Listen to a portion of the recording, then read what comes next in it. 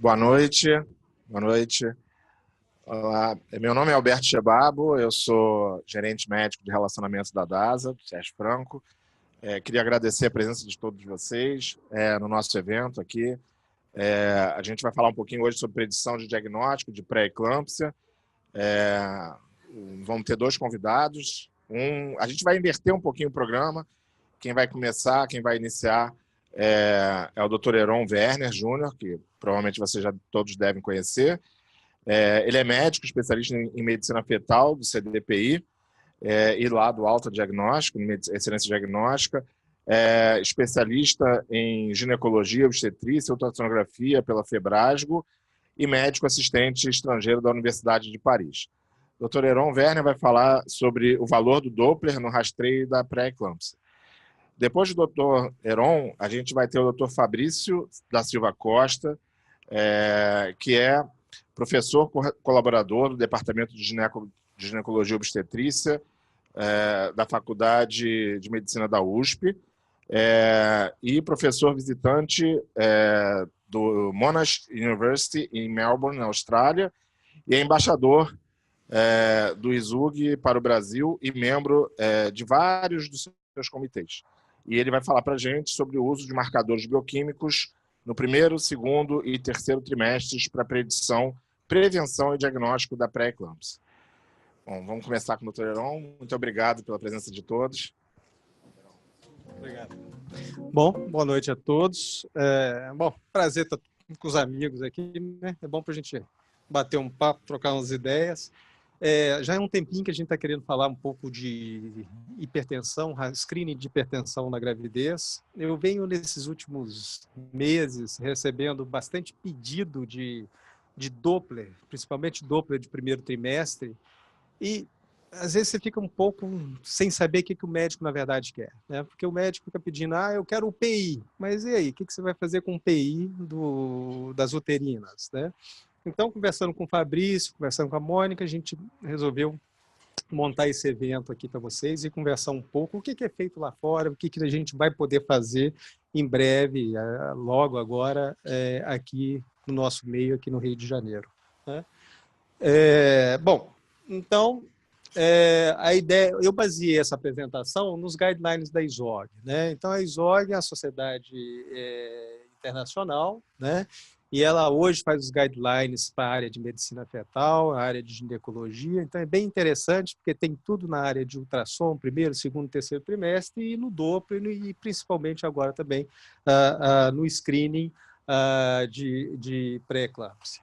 Bom, aqui a equipe trabalhando junto, né? Cristina, Ana Paula, o Pedro, nós estamos aí revezando, aí, trabalhando no Alta, na CDPI, e agora vamos começar, então, a trabalhar firme nesse primeiro trimestre no screening de pré-eclâmpsia. Bom, quando a gente fala em pré-eclâmpsia, é só um apanhado, né? Uma síndrome multissistêmica que se desenvolve muito na segunda metade da gestação, principalmente com as características principais, hipertensão, proteinúria ou disfunção de órgãos maternos, né? E a disfunção aqui de órgãos maternos, principalmente insuficiência renal, disfunção hepática e etc. Bom, quando a gente pega a prevalência de pré-eclâmpsia, vocês vão achar nos livros aí 2 a 5% das gestações, mas você tem em algumas regiões chega a 10%, 11%, 12%. Então, isso varia muito de país para país, países desenvolvidos, países menos desenvolvidos, e como eles fazem essa coleta de dados. Mas nós estamos chegando aí numa prevalência em torno de 10% das gestações. Então, é uma prevalência alta, 1/3 dos casos de parto pré-termo e uma causa importante de morte materna e que vem crescendo muito, principalmente nos países em desenvolvimento, né? A longo termo, risco maior de desenvolver doença cardiovascular gestante, 25% dos natimortos e neomortos, 15% das restrições de crescimento, uma maior incidência de paralisia cerebral e um comprometimento também a longo prazo, crianças e adultos jovens que vão levar mais lá na frente aumento de TA e aumento do índice de massa corporal. E, muitas vezes, também um maior desenvolvimento de diabetes e doença cardiovascular. Bom, então, com isso tudo, você vai aumentando, vai tendo um desenvolvimento maior de estratégias para previsão e prevenção da pré-eclâmpsia, né? Então, se vocês olharem hoje no PubMed, nós temos mais de 10 mil artigos indexados relacionados à triagem de pré-eclâmpsia. E dentro desse contexto entra o Doppler, né? Bom, o Doppler ele vem sendo falado desde o início da década de 80. Né? Então, foi o Stuart Camp, com a avaliação da resistência vascular das artérias uterinas, mostrando o quê? Que, à medida que eu avanço na gestação, eu tenho uma diminuição da resistência vascular, caminhando para o segundo e para o terceiro trimestre. Então, esse é o Doppler de primeiro trimestre, né? Em que eu tenho uma maior resistência vascular, e, ao longo do pré-natal, eu vou mudando esse comportamento dessa onda, tendo um maior fluxo diastólico. Né? Existem várias recomendações de aparelho de ultrassom para a realização de um bom Doppler. Né? Então, são todas essas características que eu não vou discutir com vocês, mas um bom Doppler colorido, pulsátil e etc. Vários outros parâmetros. Pode passar, acho que parou. Mais um. Isso. Bom, como é que a gente vai medir o Doppler da uterina no primeiro trimestre da gestação? Né? Ele é um pouco diferente do que a gente faz habitualmente no segundo e no terceiro trimestre. Né?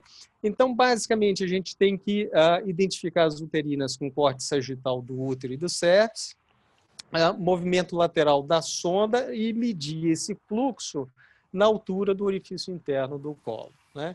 Então, é um exame que precisa de um certo treinamento, mas é um exame que também não é nada tão complicado. Então, você pega a linha média do colo aqui, você amplia essa região, joga o Doppler colorido, está aqui a uterina e vai medir o índice de pulsatilidade nessa uterina. E essas são as características, os parâmetros que o ultrassonografista tem que olhar. Né? Volume de amostra, o pico de velocidade, para você ter certeza que está na uterina. Tá? Ângulo de insonação, tem que tomar cuidado com o ângulo. Filtro no aparelho, um filtro baixo. E medir o índice de pulsatilidade das duas uterinas no momento em que eu tenho 3 ondas como essas iguais. Né? Então, isso simplesmente pode, com facilidade, ser incorporado no nosso screening de primeiro trimestre. Então, se a gente pensa no índice de pulsatilidade das uterinas, você vê que isso já vem sendo estudado há muitos anos, década de 90, anos 2000, você mostra essa associação de alta resistência com o aumento do risco de complicações da gestação. Né? Vocês pegam aqui no início do século, aqui, já mostrando que o índice médio, o índice de pulsatilidade médio, já no segundo trimestre da gestação, quando eu penso, calculando a partir do percentil 95, eu tenho uma maior associação com restrição de crescimento, descolamento prematuro de placenta, aumento de pré-eclâmpsia e morte fetal. Você pega esse outro estudo no mesmo ano também, vocês veem que eu tenho um rastreamento de pré-eclâmpsia em torno de 41%, e maior ainda quando eu pego os casos que tiveram um término mais precoce. Já o rastreio de restrição de crescimento, a sensibilidade é menor. Então, vamos no primeiro trimestre. Isso é o que a gente busca no primeiro trimestre. Né? Então, vocês estão muito pedindo o Doppler do ducto venoso, o screening de aneuploidias, né? A translucência nucal e tudo mais. Então, acrescentar o screening, o Doppler das uterinas, eu acho que não vai aumentar tanto assim o tempo de exame, então é perfeitamente passível de ser feito no primeiro trimestre. Então, vamos pensar aqui, ó, essa é a minha janela de estudo, né, no primeiro trimestre da translucência nucal, de 11 a quase 14 semanas. Né? Então, vocês veem que o índice de pulsatilidade, quando eu pego aqui o percentil 90, ele está rastreando 48% das mulheres que vão desenvolver uma pré-eclâmpsia precoce, e isso, pré-eclâmpsia precoce, eu estou chamando aquelas gestantes que vão interromper a gestação antes de 34 semanas, e 26% das que desenvolverão pré-eclâmpsia ao longo da gestação, com falso positivo de 10%. Então, a resistência, o exame, ele é de preferência feito pela via transabdominal, tá? Mas a gente sempre faz de rotina as duas vias no screening da translucência nucal, mas a preferência do Doppler é por via transabdominal. Pode ser feito também pelo transvaginal, quando você não consegue uma boa imagem no transabdominal, lembrando que o índice de pulsatilidade, quando eu avalio pela via transvaginal, ele é um pouquinho maior do que a média encontrada no transabdominal. Então, essa meta-análise aqui no primeiro trimestre mostra um screening de 47% de pré-eclâmpsia, com falso positivo de 7,9% e 39% na restrição de crescimento intraútero e 26% nos casos de pré-eclâmpsia, seja qual for a idade gestacional. Então, isso é uma meta-análise relativamente recente. Se a gente pensar também, 73% dos casos de IP alterado, ou seja, acima do percentil 90 no primeiro trimestre, eles se normalizam no segundo trimestre. Então, isso é um fato, tá? Mas a gente sabe que as mulheres que eu tenho alteração, o IP aumentado no primeiro e segundo trimestre, o risco é alto de restrição de crescimento e pré-eclâmpsia, e naquelas que o índice de pulsatilidade é baixo, dentro da curva, o resultado, a chance de pré-eclâmpsia ou restrição de crescimento é bem menor. Agora, é claro que eu não vou esperar rever essa paciente no segundo trimestre quando a gente pensa na prevenção com aspirina. Então, ou seja, tendo um Doppler alterado no primeiro trimestre, há uma recomendação já do início da aspirina sem esperar com o Doppler no segundo trimestre. Então, o aumento da resistência que persiste no primeiro trimestre até o segundo, ele vai, sem dúvida nenhuma, identificar o maior risco de pré-eclâmpsia, né? E aí, dentro de vários estudos, mostrando o benefício da aspirina, né, sendo usada a partir do primeiro trimestre da gestação, ou seja, antes de 16 semanas, e mostrando que, sem dúvida nenhuma, diminui a incidência da pré-eclâmpsia em 62% dos casos. Então, para concluir, o índice de pulsatilidade das artérias uterinas ele é significativamente aumentado em pacientes que vão desenvolver pré-eclâmpsia e restrição de crescimento. Isso é um fato. Tá? A questão é isso como um fato isolado, ele tem uma baixa acurácia, uma baixa sensibilidade e um baixo valor preditivo positivo. Então, isso como um fato isolado é bem questionável se a gente vai usar isso como screening. Então, entra aquilo que eu falo com vocês. Mandar para a gente, o ultrassonografista, para fazer esse exame, achando que está fazendo um bom screening de hipertensão, ele não é o suficiente. E aí o Fabrício vai mostrar para vocês o interesse aí dentro de um rastreamento mais complexo, mais completo, fazer combinações de características maternas, história médica pregressa e tudo mais. Então, todos esses fatores que vão ter que ser levados em consideração para um bom screening então, de pré-eclâmpsia, como variáveis biofísicas, e aí entra a avaliação da PA e a avaliação do Doppler e os marcadores bioquímicos. Então, vou deixar aí o Fabrício agora mostrar a importância dessa combinação para um bom rastreio de pré-eclâmpsia no primeiro, segundo e terceiro trimestre. Eu mostrei o resto. Boa noite a todos. Muito obrigado pelo convite, é um grande prazer estar aqui no Rio, mas por alguma razão, toda vez que eu venho para o Rio de Janeiro, chove. Mas tudo bem, é bom trabalhar um pouco no Rio. O Heron fez uma bela introdução sobre o tópico. É extremamente importante mostrar que, apesar da importância do Doppler da artéria uterina, ela não é suficiente para a predição de pré-eclâmpsia, e eu vou mostrar uma série de evidências para vocês, e também a importância de outros marcadores no segundo e terceiro trimestre, na predição e também no manejo de pacientes com pré-eclâmpsia. Eu acabei de voltar da Austrália, eu trabalhei 10 anos em Melbourne, na University of Melbourne, na Monash University. Acabei de retornar para o Brasil 4 meses atrás. E no começo de 2013, a gente introduziu o screening combinado para a pré-eclâmpsia no primeiro trimestre da gestação em Melbourne e em Sydney.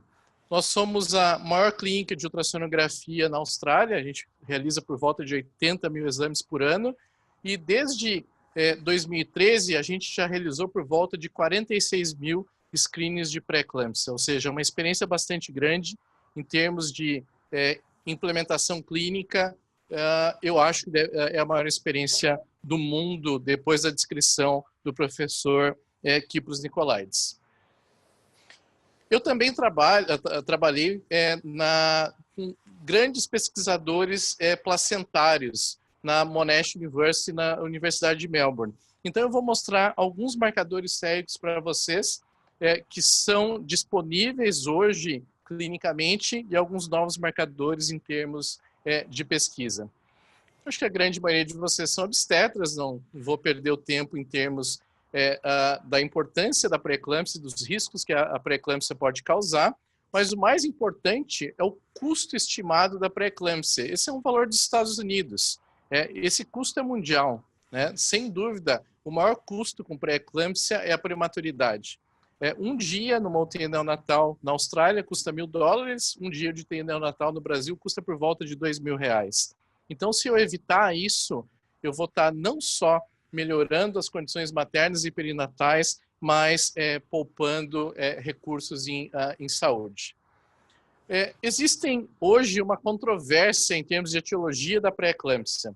Eu sou amigo do Stefan Verlohen, que foi a pessoa que descreveu clinicamente a relação S-FLT-PLGF, que eu vou mostrar para vocês no terceiro trimestre da gestação. Eu também sou amigo do Baskett e Lagratan de Londres, que fala que, na verdade, não é a placenta a causa de pré-eclâmpsia, mas sim o sistema cardiovascular materno. Como eu sou amigo dos dois, na verdade, os dois estão corretos. É a placenta e é o sistema cardiovascular materno. Pré-eclâmpsia precoce e a pré-eclâmpsia pré-termo é relacionado à placenta. Pré-eclâmpsia tardia ou pré-eclâmpsia termo é relacionado a um sistema cardiovascular materno que não se adaptou bem à gravidez, e a gravidez é um grande teste para esse sistema vascular. E esse desbalanço vai causar uma alteração de função placentária e uma maior produção de uma substância que se chama S-FLT, e essa substância vai gerar o dano endotelial e o dano dos diversos órgãos que a pré-eclâmpsia causa. Então, basicamente, você tem hipóxia placentária causada pela não ou má invasão das artérias espiraladas no começo da gravidez, no primeiro trimestre, e essa hipóxia placentária vai gerar um desbalanço na produção de alguns marcadores angiogênicos que são normais, o PLGF e o VEGF, e o que acontece na pré-eclâmpsia é o aumento da produção dessa substância que se chama S-FLT. O S-FLT ele vai se agregar ao PLGF e VEGF, isso não vai ter uma função endotelial normal e causar a disfunção endotelial, que é patognomônica da pré-eclâmpsia. Esses são trabalhos clássicos que foram publicados alguns anos atrás, que mostram justamente esse desbalanço numa redução do fator de crescimento placentário em pré-eclâmpsia e um aumento do S-FLT, que acontece algumas semanas antes da instalação da doença. E essas alterações cardiovasculares e endoteliais que começam na gravidez e associadas à pré-eclâmpsia vão aumentar o risco cardiovascular materno. Hoje a pré-eclâmpsia é um conhecido fator de risco cardiovascular, aumenta depois da gravidez em 4 vezes o risco de um evento cardiovascular para essas mães. Então, a predição e eventual prevenção dessas doenças podem também prevenir futuros eventos cardiovasculares. Uma coisa interessante é a epidemiologia da doença. Eu acho que no passado recente a gente chamava a pré-eclâmpsia como uma entidade, mas na verdade a pré-eclâmpsia é uma síndrome que tem 2 componentes. A pré-eclâmpsia é chamada pré-termo, que por definição é parto antes de 37 semanas, e a pré-eclâmpsia precoce antes de 34 semanas. Ela é bem mais rara, só que ela é extremamente relacionada com a mortalidade materna e perinatal. E a pré-eclâmpsia mais comum, que é a pré-eclâmpsia a termo ou pré-eclâmpsia tardia, que é muito mais comum, mas muito menos associada à morbimortalidade materna e perinatal. Vocês devem conhecer um conceito do professor Kypros Nicolaides, que é da inversão da pirâmide do pré-natal. Eu vou trazer um conceito novo para vocês que engloba esses marcadores de pré-eclâmpsia, que é o conceito do hourglass, que é o conceito da ampulheta, que eu consigo determinar uma população de alto risco no primeiro trimestre. O ultrassom morfológico com 20 semanas ele é extremamente importante para a morfologia fetal, mas um pouco mais reduzido em termos de predição, porque a prevenção não funciona, e eu consigo fazer um manejo da pré-eclâmpsia se eu usar marcadores vasculares, como eu vou mostrar para vocês no final. Vamos começar então com o primeiro trimestre. Esse é o pré-natal que a gente faz até hoje. Ele foi descrito em 1929. Quem descreveu esse pré-natal foi um advogado. E esse advogado era um conhecido alcoólatra, e ele era o ministro da Saúde do Reino Unido na época. Então, o pré-natal que todos nós fizemos hoje no mundo foi descrito por um advogado alcoólatra.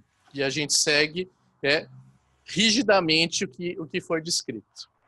Então, chegou o professor Kypros Nicolaides, que resolveu tentar inverter a pirâmide do pré-natal. É para a paciente só fazer 3 consultas durante a gravidez? Claro que não. A paciente vai fazer todos os segmentos habituais com vocês no consultório. Só que eu posso usar o momento que ela vem para especialistas em medicina materno-fetal, como Heron, como eu, e a gente usar esses momentos para tentar estratificar uma população verdadeiramente de alto risco. Então, quando a paciente vem para o ultrassom morfológico de primeiro trimestre, quando a paciente vem para o ultrassom morfológico de segundo trimestre, e quando a paciente vem no final da gravidez com 32 ou 36 semanas para avaliação do crescimento fetal, essas são grandes janelas de oportunidade que a gente pode dar para vocês informações para estratificar melhor essas pacientes. Se vocês forem ver os guidelines em termos de rastreamento para pré-eclâmpsia, o guideline inglês fala que toda paciente deve ser rastreada em termos de risco para pré-eclâmpsia na primeira consulta pré-natal. E a maneira de fazer isso é usar a história materna. Se uma paciente tem pelo menos um fator de alto risco, ela é considerada de alto risco, ou 2 fatores de moderado risco. O ACOG, americano, também usa uma descrição similar. Usar a história materna na predição de pré-eclâmpsia é considerada de alto risco se a paciente tem pelo menos um desses fatores. A Febrasgo, ela segue uma linha muito parecida com o NICE. Esse é o guideline de 2017 da Febrasgo, que basicamente utiliza história materna no rastreamento para pré-eclâmpsia. Só que hoje a gente tem maiores conhecimentos em termos da fisiopatologia da pré-eclâmpsia e os fatores que envolvem essa fisiopatologia. A gente tem algoritmos computacionais que vão nos ajudar, muito parecido com o rastreamento para síndrome de Down, que eu vou colocar vários fatores num algoritmo, num computador, me facilitar isso. Eu tenho conhecimento sobre Doppler, que foi exposto pelo Heron, e hoje eu tenho 2 marcadores séricos que no momento são os melhores marcadores relacionados com pré-eclâmpsia. Então, com 12 semanas, eu vou predizer pré-eclâmpsia de uma maneira mais precisa do que é feito com a história materna. Usando isso de uma maneira muito semelhante ao que a gente faz com síndrome de Down. Antigamente, a gente usava idade materna e oferecia amniocentese para todas as pacientes acima de 35 anos. A taxa de detecção para síndrome de Down fazendo isso era 30%, muito ruim. Se eu usar o screening combinado, colocando idade materna, a medida da translucência nucal, e apesar de não ser muito popular no Brasil, mas é bastante popular no exterior, e a gente fazia de rotina na Austrália, adicionar 2 marcadores séricos, PAPA e o beta-HCG, a taxa de detecção de síndrome de Down era de 90%. Muito, muito superior aos 30% com idade materna, com 5% de falso positivo. Usando essa mesma racionalidade, se a pré-eclâmpsia é uma doença multifatorial, não é só a história materna, ou um marcador sérico isolado, ou um Doppler de artéria uterina isoladamente que vai predizer pré-eclâmpsia de uma maneira boa, mas sim a combinação desses fatores. Se eu uso os guidelines nacionais e internacionais, vocês viram que os itens da história materna eles têm um peso único, mas vocês sabem que em medicina isso não é verdade. Esses fatores de risco eles têm pesos diferentes, eles têm likelihood diferentes. Eu consigo calcular isso ou saber isso de cabeça? Não. Eu preciso ter um software para me ajudar a fazer esse cálculo. Então, hoje a gente sabe que muito melhor do que a história materna, a combinação da história materna com o Doppler da artéria uterina no primeiro trimestre, em que eu vou calcular o índice médio de pulsatilidade. Índice de pulsatilidade da artéria direita mais o índice de pulsatilidade da artéria esquerda dividido por 2. Eu vou medir a pressão arterial dessas pacientes. Isso na clínica de ultrassom. É a clínica de ultrassom que vai fazer isso para vocês. Só que eu vou medir de uma maneira sistemática, que foi descrita há anos atrás por cardiologistas australianos. Eu vou usar um aparelho automático, que é barato, custa $100, medir a pressão 2 vezes nos 2 braços simultaneamente e calcular a pressão arterial média, que se chama MAP em inglês. E vou usar os 2 melhores marcadores séricos que eu tenho no momento na predição de pré-eclâmpsia. Um é o PAP-A, que é o mesmo marcador que a gente usa para síndrome de Down, e um marcador relativamente novo, mas na verdade tem sido usado clinicamente desde 2004, que é o PLGF, que é o fator de crescimento placentário. Como eu faço isso? Existem softwares de ultrassom que a gente usa para laudar, por exemplo, o Astraia e o Viewpoint da GE, em que eu coloco essa informação. O software é muito caro, eu não tenho isso disponível numa série de clínicas do Brasil, que elas não são a Alta, por exemplo, que é uma clínica de alta tecnologia. Tudo bem, eu posso usar um software livre da internet. Eu posso usar um website da Phytomedics Foundation que eu vou colocar esses fatores. Eu não tenho internet, mas eu tenho um telefone no meu bolso. Então eu tenho um app que eu vou colocar essas mesmas informações e vou poder calcular o risco de pré-eclâmpsia. Ou seja, a utilização de algoritmo é muito facilitada. Não é impossível hoje em dia você ter desculpa, eu não consigo usar essa ferramenta porque ela é muito difícil. Isso, na verdade, é muito facilitado no momento. E qual é o desempenho desse screening? Que foi mostrado em grandes estudos prospectivos, não só na Inglaterra, não só do grupo do professor Kyprios Nicolaides, mas na Espanha, na Suíça, inclusive no Brasil, um pequeno estudo da Escola Paulista, mas que mostrou resultados muito semelhantes. Se eu utilizar essa combinação que eu mostrei para vocês, da história materna, do Doppler das artérias uterinas, da pressão arterial média, do PLGF, a taxa de detecção de pré-eclâmpsia pré-termo com parto antes de 37 semanas, ela sobe para 75%, ao invés dos 40% usando história materna pela NICE e os 5% usando os fatores para se prescrever aspirina pelo ACOG. Ou seja, essa taxa de detecção é extremamente superior, com 10% de falso positivo. Infelizmente, para pré-eclâmpsia a termo, com parto depois de 37 semanas, não existe hoje na literatura um bom marcador.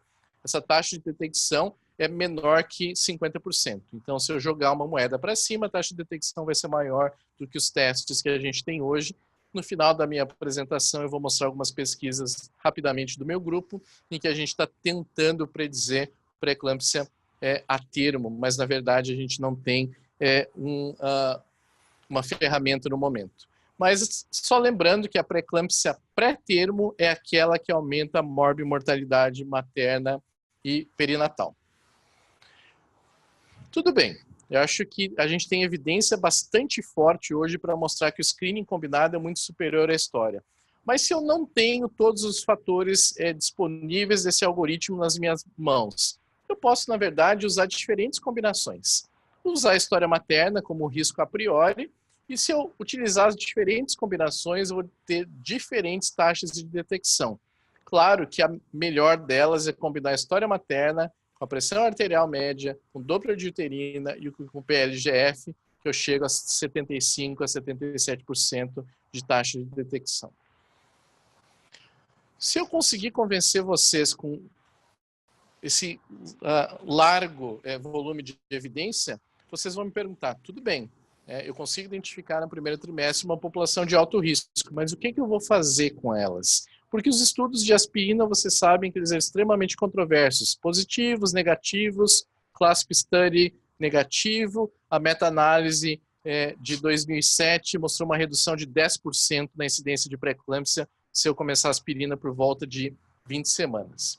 Então, um grupo europeu, liderado pelo professor Kypros Nicolaides, mas realizou um grande estudo, não só na Inglaterra, em 7 países europeus, não só no King's College, mas em 13 diferentes hospitais, não só com os fellows do professor Kypros no King's College, mas com 100 médicos diferentes nesses diferentes países e hospitais. Eles realizaram esse estudo que se chama ASPRE, que foi publicado em agosto de 2017. Basicamente, nesses 7 países europeus, eles fizeram um screening de primeiro trimestre, que eu descrevi para vocês, em 27 mil pacientes. 10% desses pacientes, nesse algoritmo, são considerados de alto risco. Metade delas foi convidada para ingressar no estudo, e a aspirina foi prescrita, então, para 800 pacientes, a partir de 12 semanas a 36 semanas, e placebo por volta de 800 pacientes também. Isso é uma curva de sobrevida. Vocês veem que, comparando a placebo com a aspirina, a curva de sobrevida em termos de idade gestacional é extremamente melhor com a aspirina. A prevenção de pré-eclâmpsia precoce com parto antes de 34 semanas mostrou uma redução de 82% e uma redução de 62% na incidência de pré-eclâmpsia pré-termo com parto antes de 37 semanas. Ou seja, se eu fizer o screening combinado com 12 semanas, prescrever aspirina para 10% das pacientes que são de alto risco, eu posso prevenir 62% dos casos de pré-eclâmpsia pré-termo. Isso é evidência nível A. Essa evidência é indiscutível. Quando se começou a se apresentar isso, por volta de 2012, 2013, eu viajei o mundo, porque esse tema é polêmico, todo mundo me perguntava, mas você não tem evidência forte para mostrar que a aspirina funciona. Isso acabou depois desse estudo. Ele é indiscutível, esse tipo de evidência em um ensaio clínico randomizado. Outra coisa extremamente importante, e talvez eu poupe uma pergunta de vocês no final, se a aspirina é safe na gravidez, não vai causar nenhum dano. Se ela é barata, por que eu não prescrever aspirina para toda paciente a partir de 12 semanas? É a aderência ao tratamento. A aderência do tratamento é provada em um estudo randomizado com aspirina, com 2 braços de cada 1.500 pacientes, a aderência é menor do que 50%. Uma paciente que se sente normal e saudável não vai tomar um comprimido branco toda noite. Ela vai ter uma aderência baixa ao tratamento. E a aderência é extremamente importante, esses são dados do ASPRE. Se a aderência é maior que 90%, a redução é muito maior que 62%. A redução chega da ordem de 76%. Só que se a aderência é menor que 90%, a diminuição da incidência de pré-eclâmpsia não é estatisticamente significativa. Então, se uma paciente faz o screening, fez um teste, esse teste mostrou que a paciente é de alto risco, essa paciente tem uma motivação para usar aspirina na prevenção de pré-eclâmpsia e a aderência ao tratamento é muito melhor. Do ponto de vista de saúde pública, quando eu falo de medicina privada, eu não estou pensando em saúde pública, porque a paciente quer pagar pelo melhor teste disponível no mercado. E esse é o melhor teste disponível no mercado. Mas se eu for pensar do ponto de vista de saúde pública, o que eu posso fazer? E a amostra do ASPRE mostrou isso. Aqui é a utilização de UTI neonatal, em azul, as pacientes do grupo placebo, em vermelho, do grupo aspirina. Vocês podem ver que a utilização de UTI neonatal foi muito menor no grupo aspirina. Então, na verdade, eu posso poupar dinheiro do sistema público se eu introduzir isso. Isso foi mostrado num estudo teórico na população canadense muito recentemente, que mostra que hoje no Canadá o custo relacionado com pré-eclâmpsia é por volta de 24 milhões de dólares canadenses, e se eu aplicar o screening, eu vou gastar por volta de 10 milhões de dólares canadenses. Então, num país com uma população relativamente pequena como o Canadá, eu posso poupar por ano por volta de 14 milhões de dólares. E o Canadá tem um número muito, muito menor de partos se comparado com o Brasil, por exemplo. Também uma outra dúvida, como a aspirina funciona? E eu mostrei para vocês os laboratórios que eu trabalhei com placenta e a gente estudou in vitro como a aspirina funciona. A aspirina diminui a diferenciação trofoblástica celular in vitro, que é aumentada em pré-eclâmpsia. A apoptose é aumentada em pré-eclâmpsia e a aspirina reduz a apoptose placentária. O PLGF, a expressão gênica do PLGF é diminuída na pré-eclâmpsia, a proteína PLGF é diminuída na pré-eclâmpsia. Se eu adicionar aspirina in vitro, eu melhoro a expressão gênica e melhoro a secreção de PLGF. Citoquinas, eu tenho boas citoquinas e tenho más citoquinas, pró-inflamatórias e inflamatórias.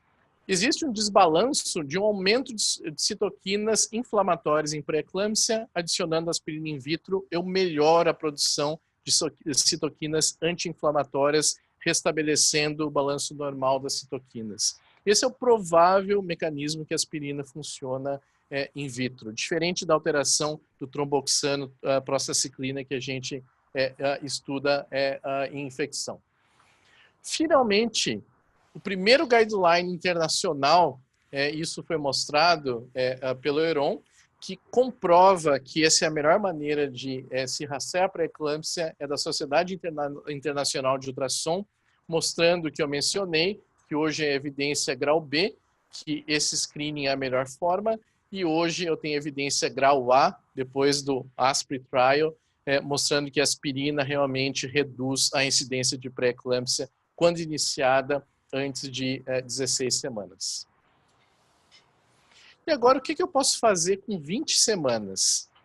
O grande problema com 20 semanas é, se eu prescrever aspirina a partir de 20 semanas, a placentação terminou. Então, a aspirina não vai agir no trofoblasto. Como eu mostrei para vocês, a aspirina age melhorando a função trofoblástica. Ela vai agir no endotélio. E eu vou ter uma redução por volta de 60% ao invés de 62%. Só que, como eu estou mais próxima da doença, a taxa de detecção é muito maior. Então, a gente acabou de terminar um estudo na Austrália, que foi um trabalho de mestrado de uma aluna minha, que se chama Karen Black, em que a gente fez o mesmo tipo de screening do primeiro trimestre em 600 pacientes na época do ultrassom morfológico de 20 semanas. Primeiro, a gente comparou os 3 laboratórios provedores de PLGF e S-FLIT, para ver se esses diferentes laboratórios são correlatos. E a boa notícia é, independente do laboratório que eu utilizar, com 20 semanas existe uma boa correlação do PLGF, existe uma boa correlação do S-FLIT, ou seja, eles são comparáveis. Isso para nós é muito bom, porque clinicamente é o que interessa. Então, os laboratórios têm uma forma robusta de reportar isso. Como eu mencionei para vocês, a gente utilizou o mesmo screening no primeiro trimestre e a adição do PLGF melhorou a minha predição se eu não tiver um marcador sérico. O S-FLIT é um marcador a partir de 24 semanas e a gente confirmou isso nesse estudo. O S-FLIT não é diferente em pacientes que desenvolveram ou não desenvolveram pré-eclâmpsia com 20 semanas. Quando eu combinar tudo isso junto, aqui são os diferentes laboratórios. Vocês podem ver que no segundo trimestre, com 20 semanas, a taxa de detecção para pré-eclâmpsia pré-termo foi de 100%, por volta de 5% de falso positivo, ou seja, muito superior ao primeiro trimestre, com a desvantagem que a instituição de aspirina não previne como eu preveniria no primeiro trimestre. O que eu posso fazer com esses pacientes? Eu posso aumentar a vigilância do meu pré-natal e tentar minimizar os efeitos de pré-eclâmpsia, mas eu não posso reverter pré-eclâmpsia com aspirina no segundo trimestre. Finalmente, o que eu vou fazer com uma paciente que se apresenta para mim no terceiro trimestre ou no final do segundo trimestre com hipertensão? Pressão alta sem proteinúria, hipertensão gestacional. Então, isso acontece a partir de 24 semanas. E por que de 24 semanas? É o momento da viabilidade na maioria dos lugares do mundo. A gente já conversou sobre esse desbalanço da relação S-FLIT-PLGF, que eu tenho S-FLIT aumentado em pré-eclâmpsia e PLGF diminuído. E um estudo foi publicado há 2, 3 anos atrás que mostra isso. A gente tem um grande problema nessas pacientes, porque o que a gente faz hoje, a medida da pressão arterial e a proteinúria, eles são maus preditores dos resultados dessa gestação. Eu posso ter paciente com pressão não tão alta, que pode ter um mau desfecho, e eu posso ter uma paciente com uma proteinúria não tão alta, que pode ter um mau desfecho, e vice-versa. Ou seja, existem ainda grandes questões para se tratar nessa área, que são além dos testes que a gente tem. E esse estudo, que também foi publicado no New England Journal of Medicine, mostrou exatamente isso. Ele é chamado Prognosis Study. A ideia do Prognosis Study é usar a relação entre o S-FLIT e o PLGF para determinar o risco materno-fetal de uma paciente que se apresenta para nós com hipertensão gestacional ou com pré-eclâmpsia. Um estudo também grande, com mais de 1.000 pacientes. E basicamente, se alguém chega para vocês hoje no consultório com mais de 24 semanas e vocês estão detectando uma hipertensão pela primeira vez, somente 20% delas vão desenvolver pré-eclâmpsia. 80% delas não vão desenvolver pré-eclâmpsia. Só que eu não sei como determinar isso nesse momento. Eu não sei determinar o desfecho. Então, esse foi o principal objetivo do estudo. O que a gente faz hoje quando a paciente se apresenta com a hipertensão elevada? A maioria das vezes eu vou internar essa paciente para monitorar. Só que, como eu mostrei para vocês, a pressão e a proteinúria não são suficientes. Mas, se eu fizer a relação entre esses dois marcadores, angiogênico e antiangiogênico, e essa relação for menor do que 38, a chance dessa paciente desenvolver pré-eclâmpsia nos próximos 7 dias é menor do que 1%. Ao invés de internar essa paciente e começar uma terapia antihipertensiva agressiva, eu posso mandar essa paciente para casa com segurança. Então, esse é o principal fator desse teste. Se a paciente se apresenta com hipertensão gestacional e a relação é menor que 38, a chance dela desenvolver pré-eclâmpsia nos próximos 7 dias é 0,9%, extremamente baixa. Se essa relação é maior do que 38, a chance dessa paciente desenvolver pré-eclâmpsia nos próximos 7 dias é de 85%. Ou seja, é um teste clínico que prediz melhor os resultados da gestação do que os níveis pressóricos e também os níveis de proteinúria que a gente usa atualmente. Então, fechando as coisas que eu gostaria de mostrar para vocês hoje, esse trabalho foi publicado literalmente há poucos dias atrás no British Medical Journal, mostrando que pacientes no primeiro e no segundo trimestre que têm alteração de alguns marcadores séricos, entre eles o S-FLIT, o PLGF, o PAPA e a inibina A, elas vão ter fatores de risco cardiovasculares aumentados depois da gravidez. Então, são pacientes que têm que ser monitoradas com cuidado. E esse estudo foi o primeiro a mostrar isso. Então, a gente vai utilizar cada vez mais esses marcadores e aquele conceito que pré-eclâmpsia termina com parto não é verdade, porque a lesão endotelial ela não desaparece com parto. A lesão endotelial ela continua e isso é um fator de risco extremamente importante para a morbimortalidade cardiovascular. A partir de agora, pesquisa, eu estou terminando a minha apresentação, só para vocês verem o que vem no futuro. Isso são trabalhos que o meu grupo de Melbourne publicou. A gente está procurando novos marcadores na tentativa de predizer pré-eclâmpsia tardia, que o screening que eu mostrei para vocês prediz muito mal. Então, a gente descreveu alguns marcadores, como o GDF-15, que é um marcador de função endotelial, um marcador cardiovascular. Ele é diminuído, bastante diminuído, mais diminuído em pacientes com pré-eclâmpsia tardia do que com pré-eclâmpsia precoce. Um outro marcador, que é chamado HTR-A3, e essa isoforma longa desse marcador, vocês podem ver que ele é aumentado em pré-eclâmpsia tardia. Então, eles são potenciais marcadores para isso. Se eu fizer a relação da isoforma longa com o total, ele é diminuído em pré-eclâmpsia precoce, ou seja, a relação desse marcador pode funcionar para pré-eclâmpsia tardia e pré-eclâmpsia precoce. A gente acabou de publicar esse trabalho numa revista importante que se chama Placenta, um outro marcador que se chama PCX, Esse marcador ele é aumentado em pré-eclâmpsia quando comparado com controles, mas a gente foi avaliar se ele pode ser um preditor de pré-eclâmpsia tardia.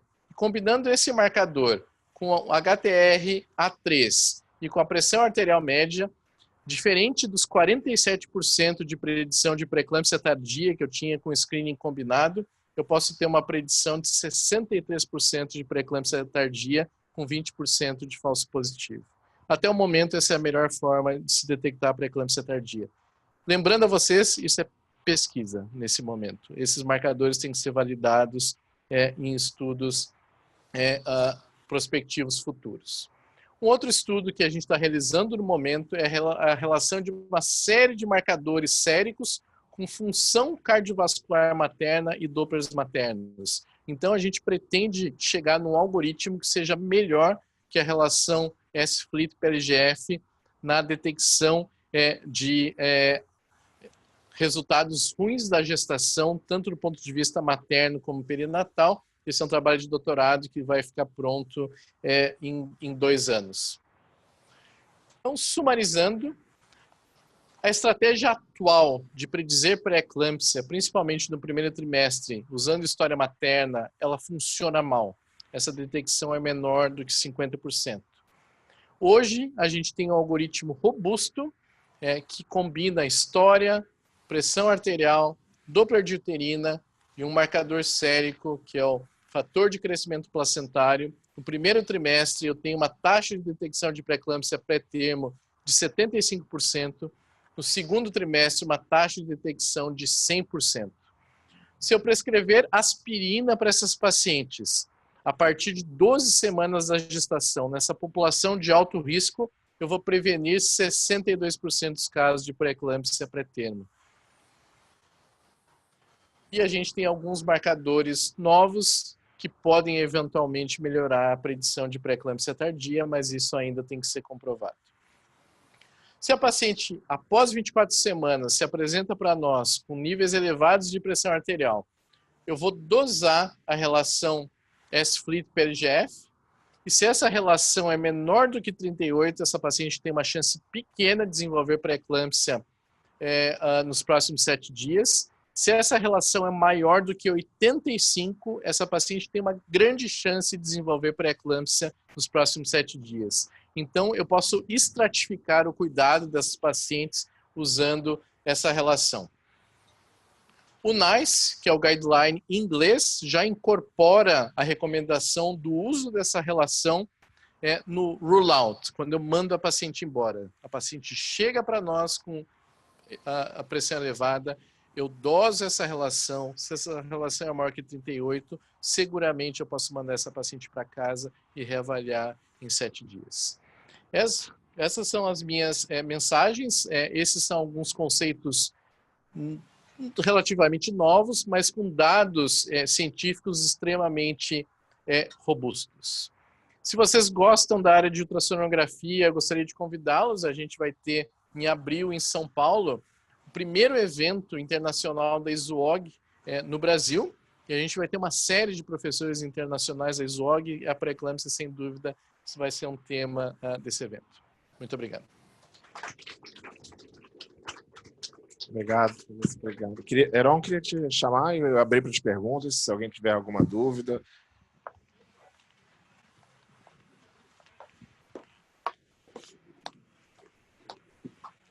Alguém tem alguma pergunta, alguma dúvida?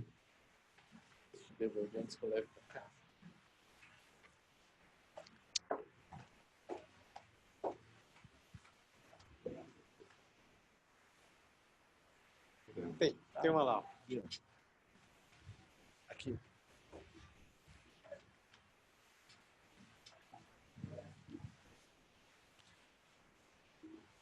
Você faz para você.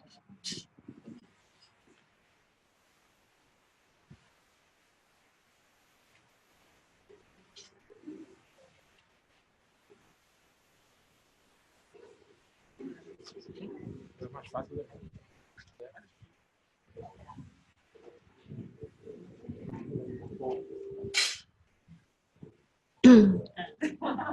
Primeiramente, eu gostaria de parabenizar os dois palestrantes, excelentes palestras.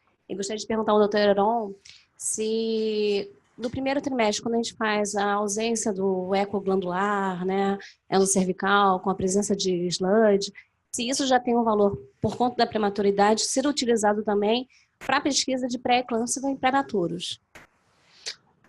Bom, a gente não tem assim nenhum trial, nada a respeito disso. Eu acho que você tem que levar em consideração, sem dúvida nenhuma. Agora, como rastreio mesmo, eu acho que você tem que fazer a uterina, entendeu? Eu acho que é entrar na uterina. Agora, uterina dentro dos parâmetros gerais que o Fabrício mostrou, entendeu? Não como fato isolado, né? O que eu fico preocupado é a grande expectativa que as pessoas têm em cima do Doppler de uterina como fato isolado, né? Eu acho que aí não. Eu acho que não vai funcionar bem. Mas dentro de um contexto de avaliação biofísica da gestante e bioquímica, aí eu acho que aí está mais que demonstrado que nós vamos ter uma prevenção boa de pré-eclâmpsia e restrição de crescimento, sem dúvida nenhuma. Só falar uma informação sobre prematuridade, na verdade. Eu coordeno o ambulatório de prematuridade da USP Ribeirão Preto. Existe uma hype no Brasil sobre sludge e ausência de eco glandular. A ausência de eco glandular, tem uma tese de doutorado que foi muito bem feita, mas ela não se confirmou. Então, o eco glandular não funciona. A presença de sludge isolado, ele não quer dizer nada, porque eu posso ter sangue, eu posso ter uma série de alterações que podem causar sludge. O colo curto é o principal fator. Então, se eu tenho um colo menor do que 25 milímetros, é o principal fator associado com parto prematuro. Se eu tenho um colo curto e sludge, esses pacientes têm pior prognóstico. Mas isso não é associado com pré-eclâmpsia. Você tem que lembrar também que no primeiro trimestre, muitas vezes isso é difícil, né? O sludge no primeiro trimestre você vê muito, entendeu? Eu não fico relatando isso em laudo, entendeu? Porque você tem muita paciente que sangra, né? Então, essa visualização do sludge é muito comum na prática do dia a dia. E eu fico muito preocupado também com a avaliação do colo no primeiro trimestre. Não é uma avaliação tão fácil como a gente imagina. Então, eu fico vendo muito médico pedindo rastreio de prematuridade, tudo com avaliação do colo no primeiro trimestre, a gente tem que tomar muito cuidado com isso, né? Eu procuro, a gente olha o colo, com certeza, a gente sempre faz a avaliação para via transvaginal no primeiro trimestre, né? Mas eu acho que essa avaliação, esse screening de prematuridade, você tem que postergar um pouquinho e deixar para o segundo trimestre, sem dúvida nenhuma. Exatamente, concordo plenamente. Essa informação que eu falei é de segundo trimestre. Tá? No primeiro trimestre, o segmento ele é fechado, então é muito difícil medir o colo no primeiro trimestre. E a progesterona não é provado que ela funciona se eu iniciar a progesterona no primeiro trimestre. Então, o rastreamento de prematuridade é com 20 semanas na época do ultrassom morfológico. Aliás, é uma coisa que tem que pedir, o obstetra tem que pedir e tem que falar com a paciente. Porque para o ultrassonografista é muito complicado. Às vezes você tem uma paciente que chega com um pedido, eu vou fazer um ultrassom morfológico, né? Ela não tem na cabeça dela que vai fazer um ultrassom transvaginal, entendeu? E na hora que você fala com a paciente assim, olha, tem que fazer um ultrassom transvaginal para avaliar o colo, mas precisa mesmo? Meu médico não falou nada. Então, eu acho que se a gente pensa em rastreio de prematuridade, no ultrassom morfológico, inclui o pedido, não é nem para o ultrassonografista ganhar mais dinheiro, não. É para a facilidade do approach com a paciente e saber que ela vai fazer um exame abdominal e transvaginal. Isso é importante.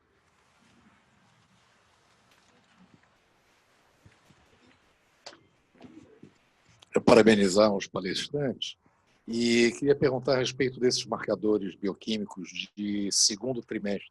Tá? Já estamos fazendo isso aqui no Rio de Janeiro?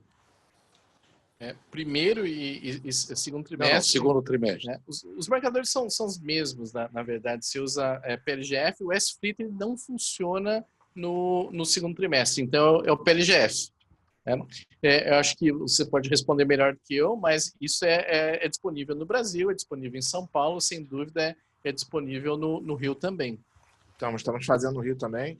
E se vocês quiserem, qualquer dúvida que vocês tiverem, qualquer necessidade de esclarecimento, tal, vocês podem entrar em contato com o nosso núcleo de atendimento médico, não, pelo telefone, que aí o pessoal vai poder orientar vocês também, mas a gente já está fazendo, esses exames já estão todos disponíveis aqui no Rio de Janeiro, tá? E aí... Basicamente, a gente chama de screening de pré-eclâmpsia de primeiro e de segundo Exatamente. trimestre. Basta colocar isso no pedido que a gente já entende.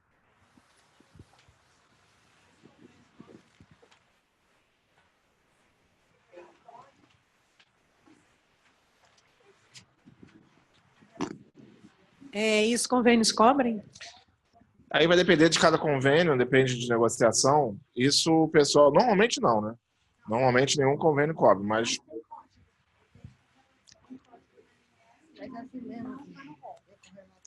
não tá no rol, tem código da ANS, mas ainda não está no rol. E essas coisas elas vão evoluindo. Então, assim, essas coberturas, elas como já está no rol, né? Como não está no rol, mas já tem código da ANS, alguns convênios, principalmente os convênios de gestão própria, podem, eventualmente, daqui a algum momento... Sim, à medida que a gente pede Exatamente. Mais, eles vão revendo. Então, assim, essa é outra coisa que vocês podem também ligar para o telefone lá do Sérgio Franco, do NAM, que eles também vão poder informar para vocês se tem algum convênio cobrindo e tal. Isso a gente pode... E a área comercial pode dar o valor desses anos? Você tem valor? O valor eu não sei. Aí é com o pessoal do comercial mesmo. Aí é só ligando para lá. Aí a gente não sabe mesmo, não trabalha com nada. Heron, há muito tempo a gente já faz um marcador bioquímico, né, de primeiro trimestre para rastreamento de aneuploidias, né? E é muito fácil porque você faz junto com o próprio pedido do ultrassom, da translucência nucal, e o resultado vem junto, né? Eu queria saber se, em relação aos testes também bioquímicos para pré-eclâmpsia, se a gente pode fazer o pedido junto do pedido do ultrassom, se é feita a coleta também do sangue, né, no mesmo dia, né, que facilita muito a vida da paciente, e se esse resultado já é incorporado ao resultado normal da ultrassonografia. A ideia é essa mesmo, tá? Fazer tudo no mesmo dia. Então, chegar, colher o sangue, fazer o ultrassom, já tem uma ficha que ela vai preencher, aferir a PA também. Então, quer dizer, fazer o círculo todo no mesmo dia e aí ter o risco integrado tudo junto, como já é feito com o risco de aneuploidia, tá? No alta, nós vamos começar no alta, tá? Eu acho que fica mais fácil por conta de começar a implementar ali primeiro e à medida que o circuito ficar mais azeitado, aí você levar para as outras clínicas, entendeu? Você depende de enfermagem, tudo, quer dizer... o que eu não quero é aumentar muito o tempo de consulta, o médico em si, porque senão fica complicado. Você não pode complicar os exames de primeiro trimestre, né? Então, eu acho que em termos do ultrassonografista em si, a ideia, ele vai trabalhar igual, e a única coisa que ele vai fazer mais é o Doppler das uterinas, que é muito simples, entendeu? Ele bem treinado, é muito simples fazer. O resto é enfermagem e colher o sangue, e o laboratório integrando isso tudo dentro de uma ficha que a paciente vai preencher e vocês receberem o cálculo de risco tudo direitinho. É isso que nós vamos implementar agora. Só complementando, o meu centro em Melbourne é muito parecido com Alta, e é isso que a gente faz, é uma visita, o paciente chega com 12 semanas, é realizada toda essa averiguação, o paciente faz o ultrassom, e retorna, junto com o laudo do morfológico do primeiro trimestre, o risco para pré-eclâmpsia para o clínico.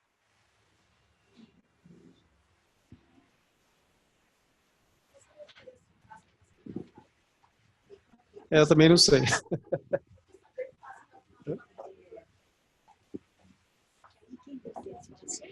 Eu acho que para você talvez tenha experiência, você falou em 150 miligramas de aspirina, que eu vi que é o que está usando o Nicolaides.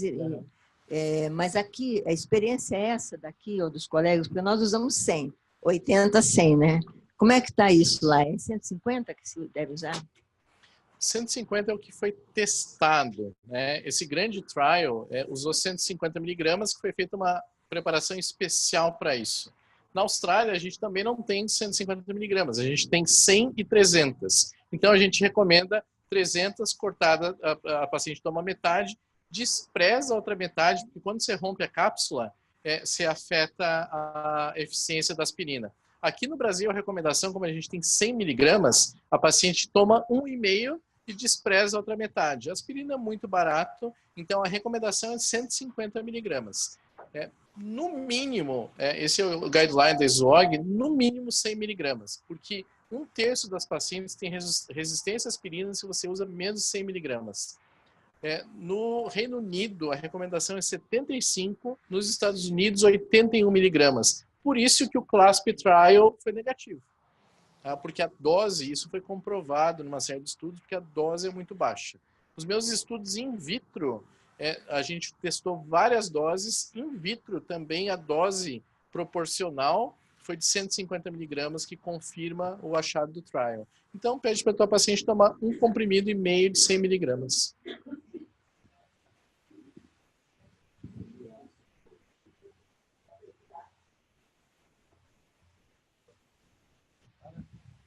Bom, a gente vai saber o preço, daqui a pouquinho a gente passa para vocês.